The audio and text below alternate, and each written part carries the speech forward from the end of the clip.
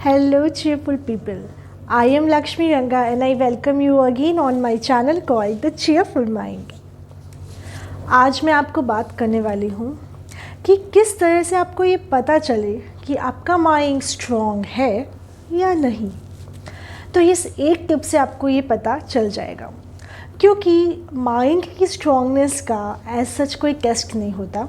जैसे ब्लड में आयरन की कमी का होता है, कोलेस्ट्रॉल का होता है, एक्सेट्रा। वैसे माइंड स्ट्रॉन्ग है या नहीं ऐसा कोई टेस्ट नहीं होता। तो अगर आप कंप्लेनिंग नहीं हो तो आपका माइंड स्ट्रॉन्ग है। ये एक लाइन की बात है जिसे अब मैं थोड़ा और डिस्क्राइब करूँगी। अगर आप कंप्लेनिंग नहीं हो तो आपका माइंड स्ट्रॉन्ग है, और अगर आप हर एक छोटी छोटी चीज़ पर हाउलिंग करते हो, कंप्लेंट करते हो, चिल्लाते हो, तो इट मीन्स आपका माइंड बहुत वीक है। और अब आप सोच रहे होंगे कि मैं कौन होती हूँ ये बोलने वाली। तो मैं कोई नहीं होती हूँ, ऐसा मैंने नहीं कहा है। ऐसा हमारे ऋषि मुनि माइंड के ऊपर यानी मन के ऊपर बहुत लंबे टाइम से रिसर्च करके कब का बोल के चले गए हैं।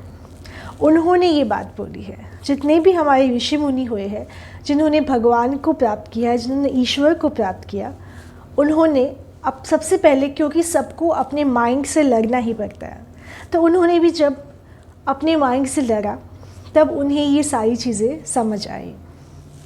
तो अब जो लोग कंप्लेनिंग नेचर के नहीं हैं उनको तो ये वीडियो बहुत पसंद आएगा कि अरे वाह मैं तो स्ट्रॉन्ग हूँ।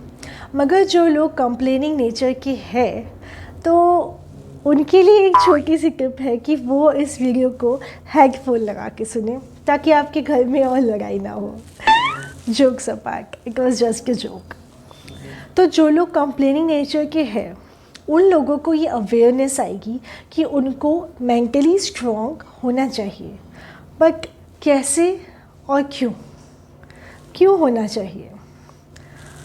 तो अगर आपको पता चल जाए कि आप मेंटली स्ट्रॉन्ग नहीं हो तो आपकी आधी प्रॉब्लम तो सॉल्व हो गई। अब आगे बढ़ेंगे जब हम, तो हमें पता चलेगा कि हम किस तरह से अपने माइंड को कंट्रोल कर सकते हैं। जब हम खुद के कंट्रोल में रहते हैं, हम खुद को कंट्रोल करते हैं, तब हम कंप्लेंट नहीं करते। अक्सर कंप्लेनिंग नेचर के वो लोग होते हैं जो एक्सेस में रिएक्टिव होते हैं, और जो लोग प्रोएक्टिव होते हैं उन्हें ये पता होता है कि सामने वाला इंसान अब क्या करने वाला है। और अगर कभी उन्हें नहीं भी पता होता है तो उन्हें ये पता होता है कि उन्हें क्या करना है, किस तरह की सिचुएशंस में। क्योंकि हमारी लाइफ में जो सिचुएशंस, कंडीशंस, इवेंट्स आते हैं जो हमारे कंट्रोल में नहीं होते, वो कोई एन नंबर ऑफ वैरायटी के नहीं होते। मोटा मोटी उनकी एक कैटेगरी होती है। तो अगर किसी ने अपने माइंड को रीड कर लिया है कि उस कैटेगरी में किस तरह से उसे परफॉर्म करना है, तो it becomes easier for them, क्योंकि अब वो खुद पे वर्क कर रहे हैं। और जो लोग खुद पे वर्क नहीं करते, खुद के माइंड को कुछ समझते ही नहीं है, वो लोग रिएक्टिव होते हैं, कंट्रोलिंग होते हैं। और ऑब्वियसली ये सब चीज़ें आप मीठा बोल के तो कह नहीं सकते। ऑब्वियसली वो लोग कंप्लेनिंग होते हैं, दे ऑलवेज कंप्लेन। उनको हर इंसान, हर सिचुएशन, हर चीज़ से कंप्लेंट होती है। तो जब वो लोग अपने माइंड को कंट्रोल करना सीख लेंगे, सेल्फ कंट्रोल एक ऐसा टॉपिक है जो हमें हमारे स्कूल के, कॉलेज के करिकुलम में बिल्कुल नहीं सिखाया जाता।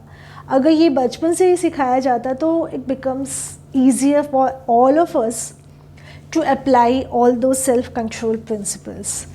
बट इट्स ओके, जागो तभी सवेरा।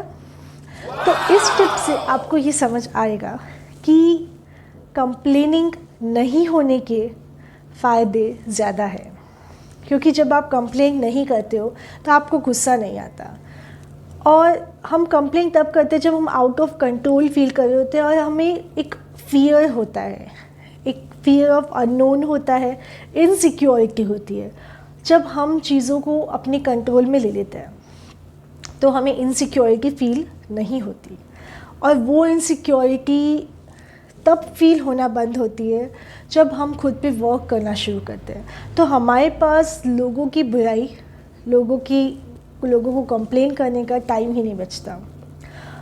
अक्सर बहुत लोग आते हैं जो तरह तरह के सिचुएशंस क्रिएट करते हैं हमारी लाइफ में, जिससे हमें बहुत बुरा लगता है। I think it's very easy and natural to react on them, पर कब तक? एन नंबर ऑफ टाइम्स से हम रिएक्ट कर रहे हैं, पर अब कब तक?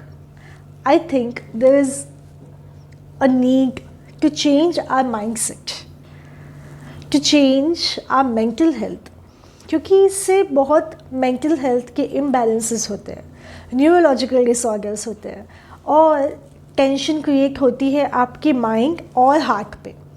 जितना ज़्यादा आपकी ब्रीदिंग फास्ट होती है उतना ही ज़्यादा लोड आपके हार्ट पे आता है। तो ऐसी चीज़ों के लिए हम क्यों जल्दी मरना चाहते हैं जो हमारे कंट्रोल में नहीं है? कम से कम उन चीज़ों को तो हम रोक सकते हैं, उन कंप्लेंट्स को हम अपने अंदर रख सकते हैं और उनको ट्रांसफॉर्म करके पीसफुल बन सकते हैं। So try this thing. कुछ अच्छी बुक्स पढ़िए, कुछ अच्छे ऐसे लोगों के साथ रहिए जिनका माइंडसेट बहुत स्ट्रॉन्ग है। फॉर्चुनेटली आई हैव सम जिनका माइंडसेट इतना स्ट्रॉन्ग होता है, मतलब स्ट्रॉन्ग है उनका माइंडसेट कि दे नेवर कंप्लेंट। और 10 सालों में शायद मैंने एक आधी कंप्लेंट सुनी होगी, हार्डली। तो ये नहीं बोल सकते कि ये सारी चीज़ें बुकिश है।